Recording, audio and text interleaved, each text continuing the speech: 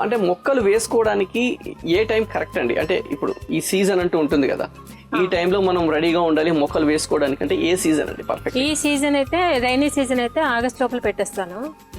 August first week లోపల July ending లోపల నేను సీడ్స్ వేసేస్తాను. ఓకే, అంటే ఆగస్ట్ మిడ్ వరకు మనం సాప్లింగ్స్ పెట్టుకోవచ్చు.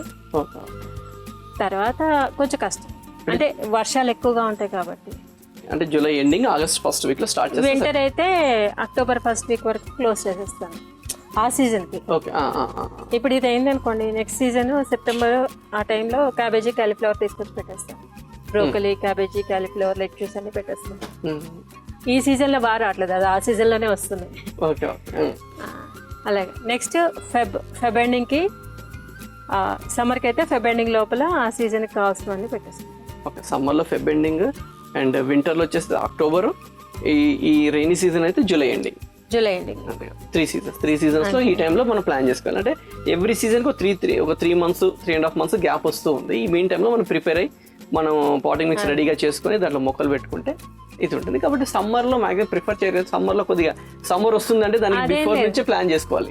అదే మార్చ్ ఫస్ట్ వీక్ లోపల సాప్లింగ్స్ అయినా పెట్టేసాడు. ఫిబ్రవరి ఎండింగ్ అయితే కొంచెం చల్లగా ఉంటుంది కాబట్టి అప్పటి నుంచి స్టార్ట్ చేస్తే వన్స్ మనం మార్చ్ మిడ్కి వచ్చేసరికి కొంచెం మొక్క నిలబడింది అనుకోండి, అది సస్టైన్ అయిపోతుంది. ఎండలకి కొంచెం సస్టైన్ అయిపోవాలి.